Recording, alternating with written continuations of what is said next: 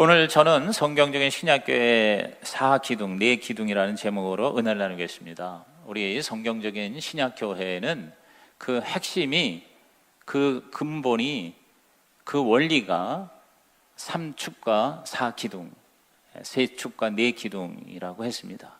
그래서 지난주에 우리 3축에 대해서 마치 이것은 컴퓨터의 하드웨어 같다 그랬죠. 우리 한번 그림을 다시 보시기 바랍니다. 우리 왼쪽에 목장 모임이 이건 정적인 영역이고 사랑의 공동체가 되는 거고, 또 오른쪽 밑에 있는 파란기 삼공부다, 이것은 지적인 영역이고, 그래서 우리가 더 하나님을 알고 사랑하는 훈련의 모습이고요. 그 다음에 맨 위에가 연합예배, 이렇게 주일 연합예배는 이건 의지적인 하나님께 우리 자신을 드리는 헌신의 결단의 시간이다. 이 세 가지, 그 안에 담임 목사의 리더십이 이끌어간다. 그래서 여러분이 이 그림을 항상 마음에 완전히 이렇게 새겼으면 좋겠어요.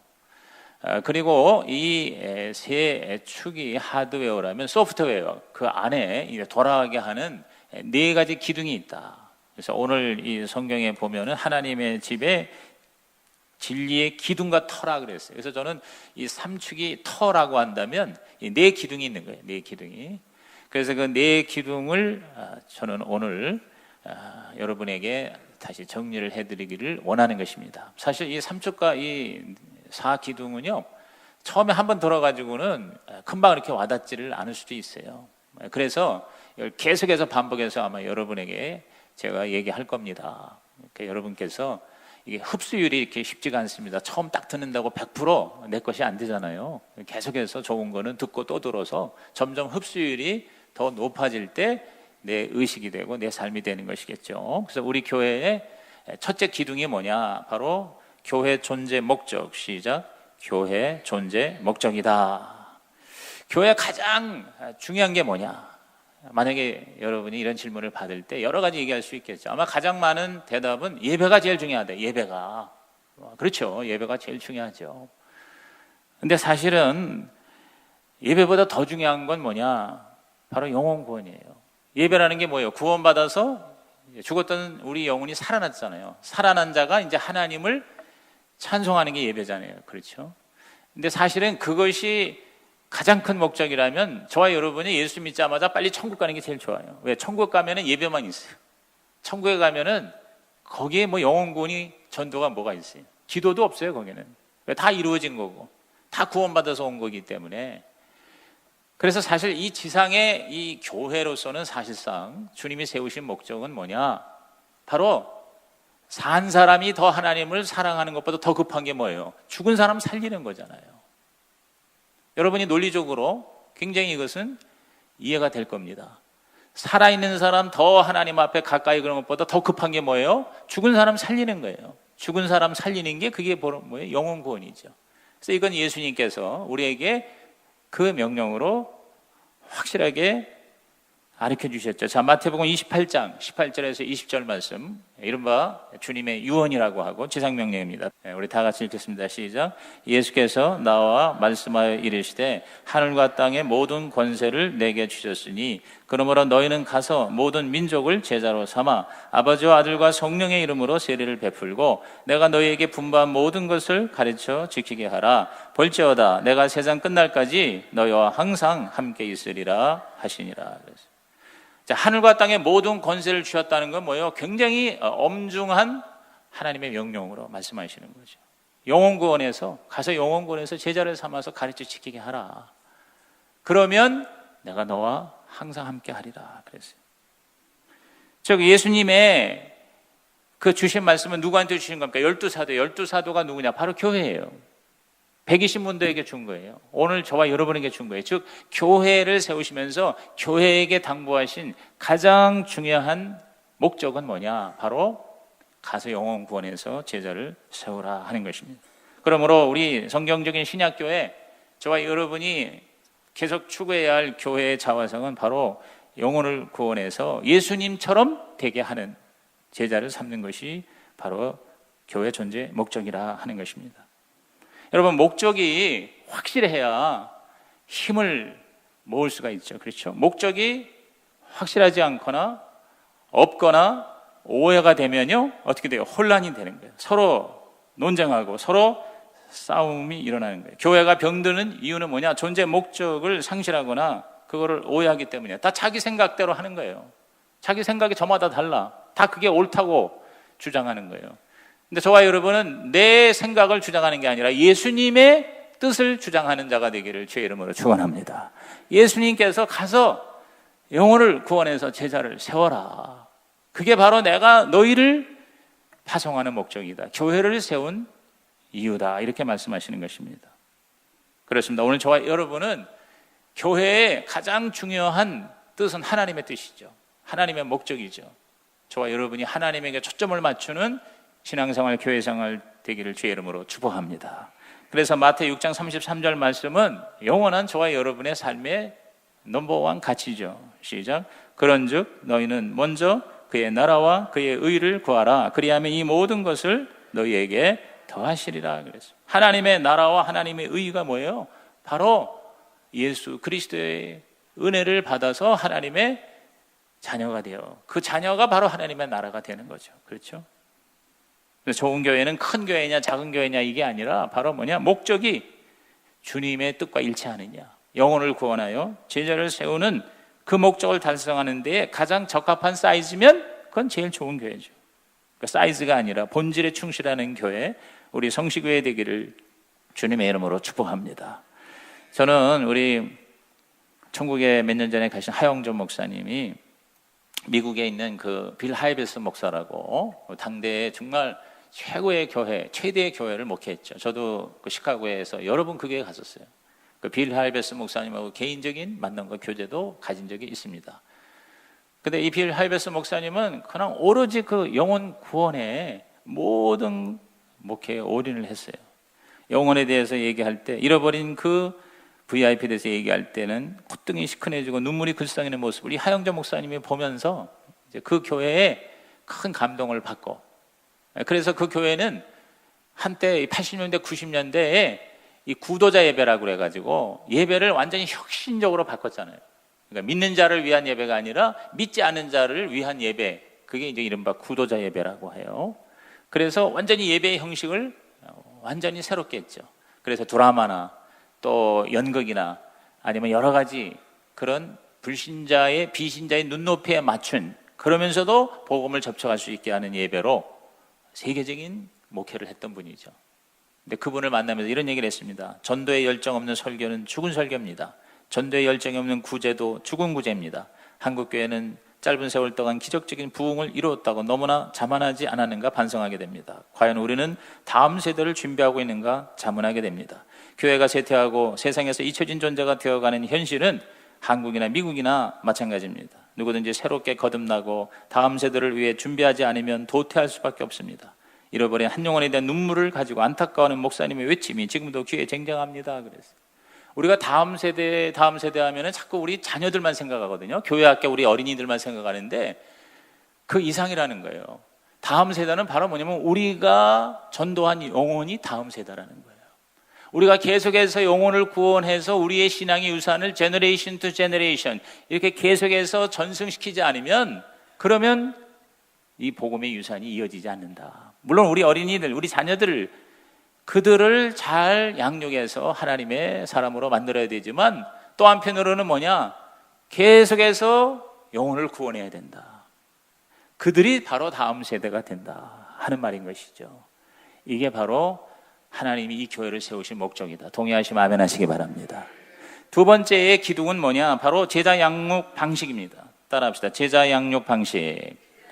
그러니까 자, 영혼을 구원해서 그 다음에 제자를 세우는데 그 제자를 세우는 방식이 이렇게 뭔가 자꾸 모아놓고 성경 가르치듯이 가르쳐서가 아니라 삶을 보여줌으로써 제자를 세우자는 것이죠. 그게 바로 예수님의 제자 훈련 방식이었다. 이렇게 믿고 그렇게 우리가 흉내내자, 따라가자는 것이죠.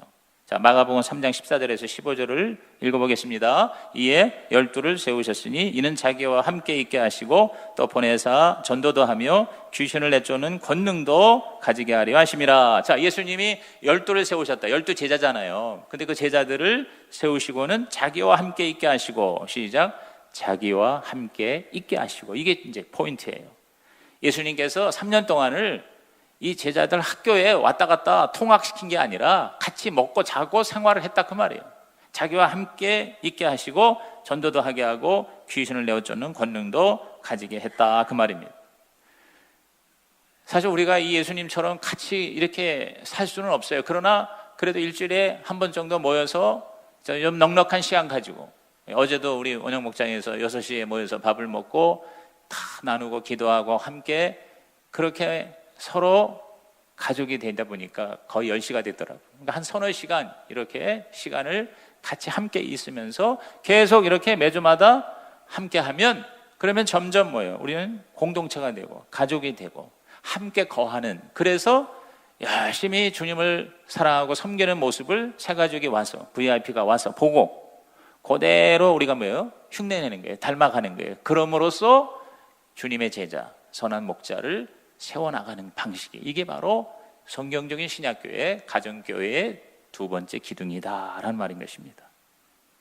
여러분, 제일 훌륭한 교육은 그대로 따라하게 하는 거. 근데 그걸 인턴십이라고 그러잖아요. 인턴십. 그래서 우리 보통 학교만 졸업해가지고는 직장에서 일을 할 수가 없다. 특히 그 삼성 같은 데 보면은 모든 신입사원을 절대로 처음에 일을 안 맡기잖아요. 1년 동안은 완전히 논산훈련소처럼 인턴십으로 계속 현장에서 실습을 하게 한다. 실습을. 맨 땅에서 그냥 완전히 새롭게 시작하는 이런 거. 왜? 아무리 좋은 대학을 나와도 졸업장 가지고는 일을 못 시킨다는 거예요. 와서 실습을 시키는데 그 1년 동안의 삼성의 그 실습이 워낙 탁월하기 때문에 삼성이 세계적인 기업이 된다. 뭐 이런 얘기도 있어요. 그처럼 우리도 일단 예수 믿고 거듭나서 교회 오면 제자로서 키워야 되는데 그런 현장이 있어야 된다. 그게 이제 주로 목장이 되겠습니다만은, 그래서 지식 전달보다는 능력 배양을, 머리만 커져서 교만해서 판단하는 게 아니라 실질적인 섬기는 능력, 영혼을 구원하는 능력, 교회를 세우는 능력을 키워준다. 교실 교육이 아니라 현장 실습으로, 말로 가르치기보다는 행동으로 보여주는. 그래서 우리 목장의 제자 훈련은 이건 성경 공부가 아니에요. 같이 밥 먹고 삶을 나누고 인생 문제를 씨름하고 아파하고 기도하며 그러면서 서로를 배우는 거예요. 말을 하면서 치유가 되고 말을 들으면서 회복이 되는, 이러한 현장을 통해서 섬김과 희생의 그 모습을 보면서 그대로 우리가 닮아가는 거죠. 닮아가는 거예요. 그래서 그 목장의 리더이, 섬기는 목자 목녀가 정말 예수님을 닮은 사람이면 훨씬 더 그 목원들이, 그 구역 식구들이 예수님의 제자가 되기 쉽다는 거죠. 이게 바로 가정교회, 신약교회의 제자훈련 방식이다. 그래서 궁극적으로 제자라는 거는 그냥 배우는 자만이 아니라 배운 거를 또 다른 제자에게 전수하는, 다른 사람에게 그것을 전달할 수 있는, 그래서 학원의 수강생이 아니라 진정한 제자가 되게 하는, 이것이 바로 주님의 훈련 방식이었다. 지금도 주님은 그렇게 훈련시키신다.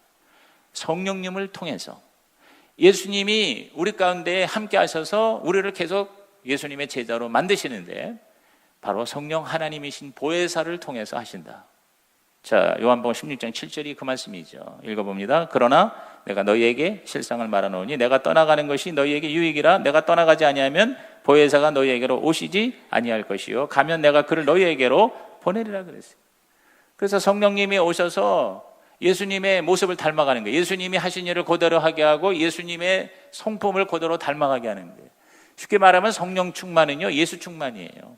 저와 여러분이 우리 순복음적인 영성을 가지고 있다면 저와 여러분이 성령 충만하는 거는 성령 따로 예수 따로가 아니에요. 따라합시다. 성령 충만은 예수 충만이다. 그러니까 성령이 충만할수록 예수가 나타나는 거예요. 그래서 증인이 되는 거예요. 자꾸 예수님이 드러나는 거예요. 저 사람 보니까 예수님이 나타나, 그러니까 예수님을 만나게 돼. 그러니까 그 사람은 예수의 증인이 되는 거예요. 그러니까 우리가 말하는 것이나 생각하는 것이나 행동하는 것이나 특히 우리들의 성품 자체가, 그래서 성령이 충만할수록 우리들이 예수님처럼 일도 열심히 잘하지만 우리의 존재가, 성품이 예수 그리스도를 닮아간다. 그게 바로 성령의 9가지 열매죠. 자, 갈라디아서 5장 22절에서 23절을 읽습니다. 오직 성령의 열매는 사랑과 희락과 화평과 오래 참음과 자비와 양성과 충성과 온유와 절제니 이 같은 것을 금지할 법이 없느니라 그랬어요. 그게 아까 우리 이경욱 전도사님 간증에서 그 갔다 온 교회 목사님이 얘기하는 성숙이라는 말의 의미겠죠. 성숙이라는 게 뭐예요? 예수님의 성품이에요. 그걸 통해서 예수님이 자꾸 드러나는 거예요. 아, 저 예수님처럼 사네, 나도 저렇게 살고 싶어 하면서 복음이 전파가 된다. 이것이 바로 우리가 추구하는 교회, 이거는 주님이 기뻐하시는 교회가 될 줄로 믿는 것입니다. 그래서 우리 신약교회, 가정교회는 세미나, 평신도 세미나든 목회자 세미나든 그 참가한 사람들이 감동을 받는 이유가 거기 가서 무슨 세미나 강의 들어서가 아니라 그들의 섬김이, 특히 그 목장에서의 헌신을 보고 다 충격을 받는 거예요. 성도들이 그 참석자들, 세미나 오신 분들에게 숙식을 제공합니다. 부자만이 아니에요. 가난한 자들도 자기의 집을 기쁨으로 내놔요. 그래서 어느 집은 방 한 칸이니까 그 안방을 그 참석자들에게 잠자리를 제공하고 자기들은 거실에서 잠을 자는 거예요. 이제 그런 모습에 뭐요? 감동을 받는 거죠.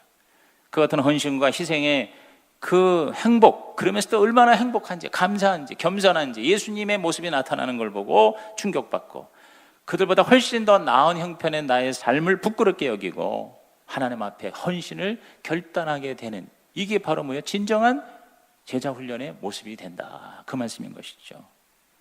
그래서 저도 휴스턴에 가서 작년에 일주일 있다 왔는데 거기 저를 모신 그 목자의 집이 사실 좀 그 지역에서는 좀 가난한 집이었었어요. 더군다나 그분은 4년 동안 직업이 없었어요. 휴스턴으로 이주를 해서 잡을 얻지 못해가지고 얼마나 사실 그게 고통이겠어요. 그렇죠?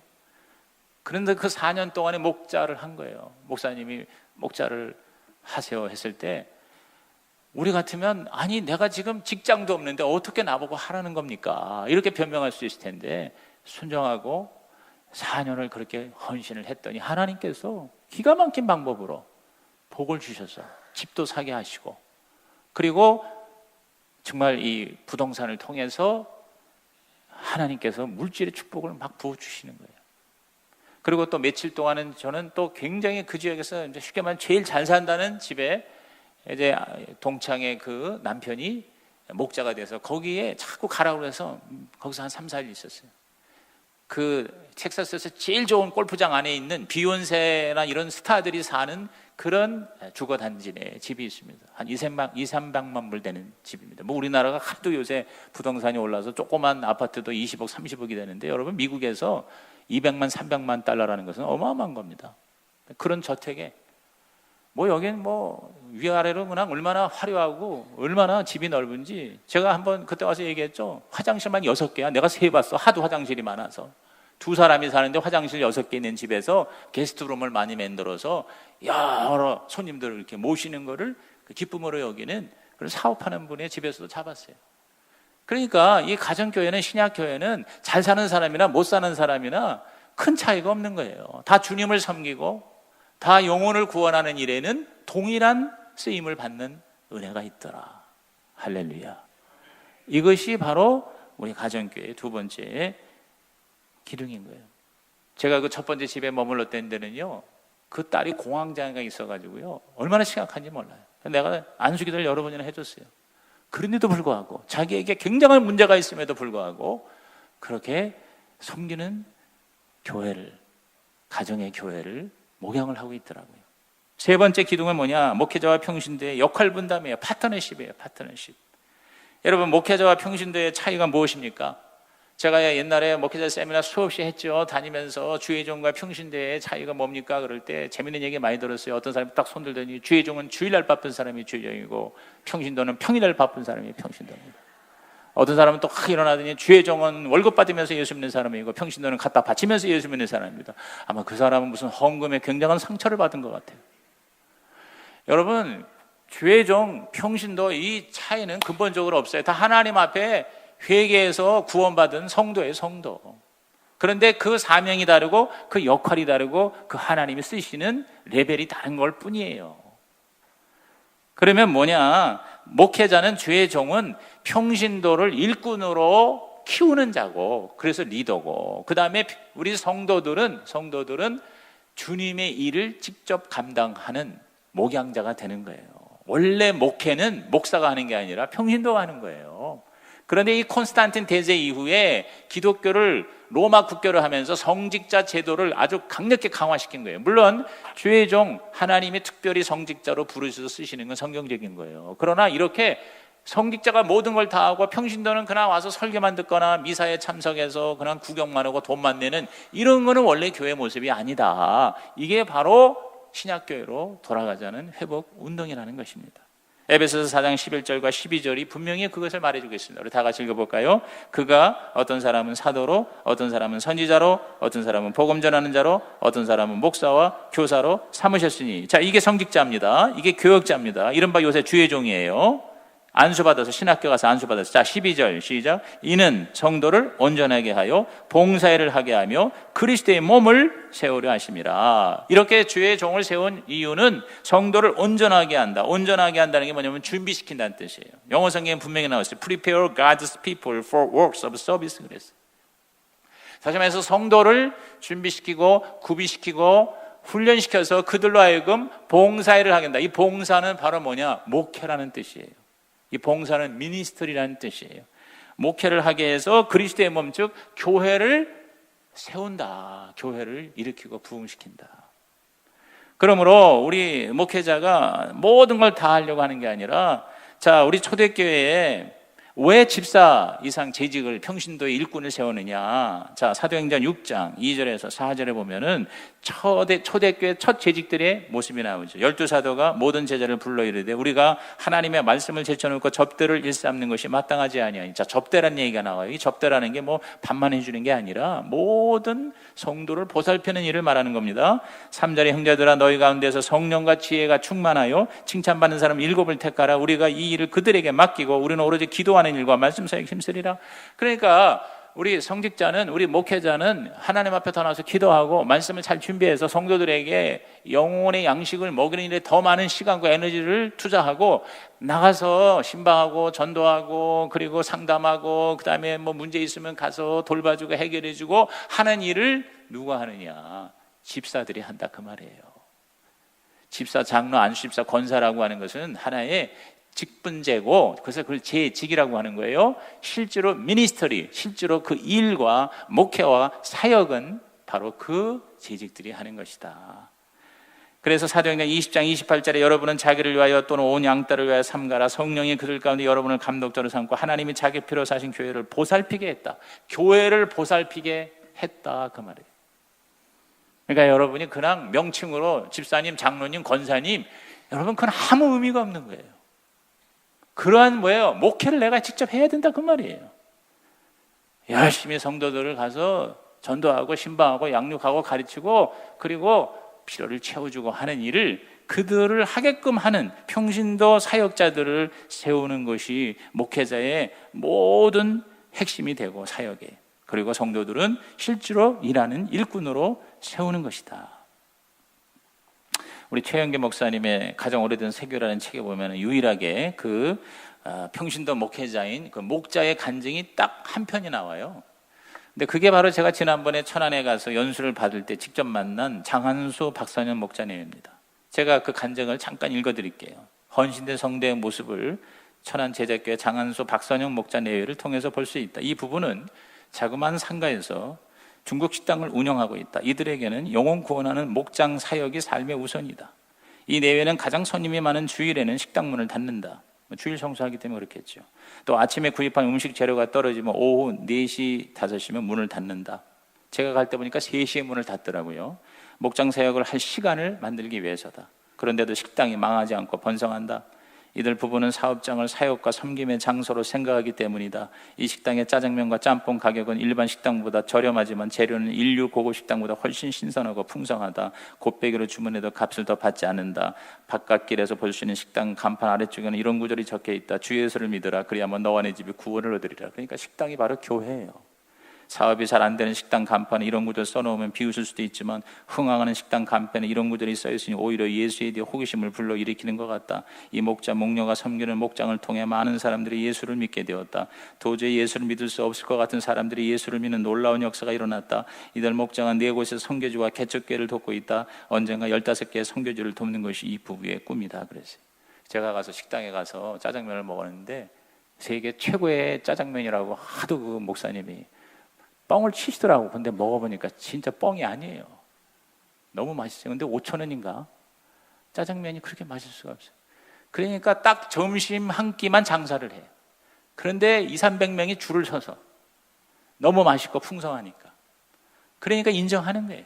그래서 거기를 통해서 많은 VIP들이 목장에 초대가 되는 거죠. 그렇죠. 그리고 이 두 내외가, 제가 2시간을 인터뷰를 했는데 이 두 내외가 사실은요, 사실 인간적으로 볼 적에는 살 수가 없을 것 같아요. 그 딸이 21살인데 기저귀를 차고 있습니다. 장애인인데 소리만 내지 말을 한마디도 못해.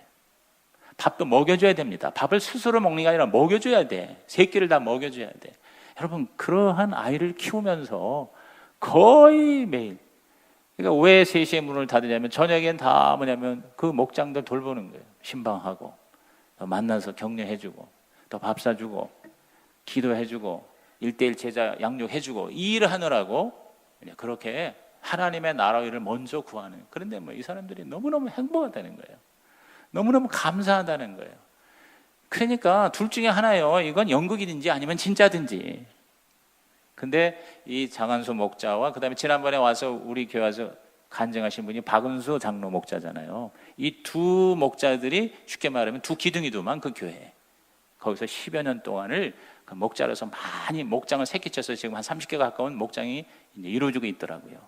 그 투 탑으로 이렇게 트랙으로 들어가더라고요. 그래서 그 밑에서부터 이렇게 제자들이 양성이 되어서 그 두 아론과 훌처럼 담임 목사를 탁 받쳐주니까 그 교회가 그렇게 큰 교회가 아닌데도 불구하고 영향력을 미치고 있지 않나 하는 생각을 합니다.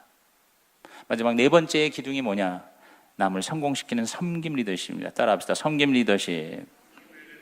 자, 예수님의 리더십은 세상의 리더십과 완전히 180도 다른 것을 봅니다. 마가복음 10장 43절에서 45절의 말씀을 다 같이 읽어봅니다. 너희 중에는 그렇지 않을지니 너희 중에 누구든지 크고자 하는 자는 너희를 섬기는 자가 되고 너희 중에 누구든지 으뜸이 되고자 하는 자는 모든 사람의 종이 되어야 하리라. 인자가 온 것은 섬김을 받으려 함이 아니라 도리어 섬기려 하고 자기 목숨을 많은 사람의 대속물로 주려 함이니라.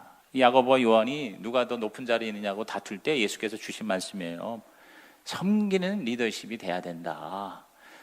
종이 된다는 거는요, 무조건 시키는 대로 한다는 게 아니라 남을 성공시키는 리더십이 바로 섬기는 리더십. 그러니까 섬기는 리더십 때문에 비굴할 필요가 없는 거예요. 이거는 굉장히 긍지가 있는 거예요. 세상의 리더십은 내 성공을 위해서 다른 사람을 시키는 리더십이잖아요. 더 높은 자리에 왜 자꾸 올라가려고 그래요? 시킬 사람이 많으니까. 그런데 하나님 나라의 리더십은 정반대로 내가 다른 사람들의 성공을 위해서 존재한다는 것이죠. 그래서 우리 목장에서 가정교회에서 이게 섬기는 그 리더가 자연스럽게 세워진다 그 말인 것이죠. 그래서 자기를 잘 섬겨주는 사람을 목자를 선택하거든요, 성도들이. 그러니까 결국 올라갈수록 더 많이 섬기는 사람이 지도자로 세움을 받을 수밖에 없는 것이죠. 아무것도 안 하고 그냥 지도자가 된다? 있을 수 없는 거예요, 가정교회에서. 그래서 저는 앞으로 우리 교회 목자, 목녀로서 헌신하는 사람을 제가 최대한도로 그들을 위해서 매일 기도를 해드리고 그들을 성공시키고 그들을 최우선으로 인정하고 섬기는 그런 목회를 할 것입니다. 우리의 꿈은 나보다 다른 사람들이 더 상을 받게 하는 거다. 섬기는 리더는 남을 성공시켜주고 남을 잘되게 하기 위해이기 때문에도 쓴소리를 할 수가 있다는 것이죠. 그게 많은 경우 우리가 이 가정교회를 하면은 혹시 목회자의 권위가 흔들리는 게 아닌가? 왜? 평신도도 목회를 하는데 가정교회를 책임지는데, 근데 그렇지 않다는 거죠. 오히려 가정교회를 제대로 하는 교회일수록요, 담임 목사 리더십에 모든 성도, 특히 목자들이 절대적으로 순종하고 복종하는 걸 봅니다. 거기서 진짜 하나님의 복을 받더라고요. 그래서 잘못됐을 적에는 쓴소리도 할 수 있고, 그래서 상처는 입을지라도 후유증은 없다는 거예요. 눈물이 날 정도로 그렇게 얘기해 줄 수 있는, 그게 왜 그 사람, 아비가 자식이 잘못될 때 정말 제대로 쓴소리를 해줄 수 있는 게 그게 바로 진정한 사랑이다. 이제 그렇게 이해를 하고 있더라고요. 아무튼 우리는 주의 종이다 하는 거는 그래서 저부터 달라져야 되겠죠. 내 꿈을 이루는 목회가 아니라 주의 종이니까 나의 주인이신 주님의 꿈을 이루어드리는 목회로 내 남은 생애를 헌신해야 되겠구나. 여러분, 주님은 마음 놓고 부려먹을 수 있는 종을 찾으십니다. 까다로운 종은 하나만 쓰십니다. 여러분이 하나님 앞에 하나님 처분대로 하시옵소서. 하나님 마음대로 저를 써주시옵소서. 여러분, 이런 관계가 되는 게 최고의 축복이고 성공이고 하나님의 은혜인 줄 믿으시기를 주의 이름으로 축복합니다. 그럴 때 마태 20장 16절 이와 같이 나중된 자로서 먼저 되고 먼저 된 자로서 나중되리라. 이 말은 먼저 온 사람이 그런 의미가 아니라요, 밑에 있는 사람이, 섬기는 사람이 나중에 첫째가 된다. 오늘 저와 여러분은 주의 일을 많이 하려고 하지 말고 진짜 주의 종이고 주님의 제자라면 주님이 원하시는 일을 주님이 원하시는 방법으로 일하는 자가 되기를 주님의 이름으로 축복합니다.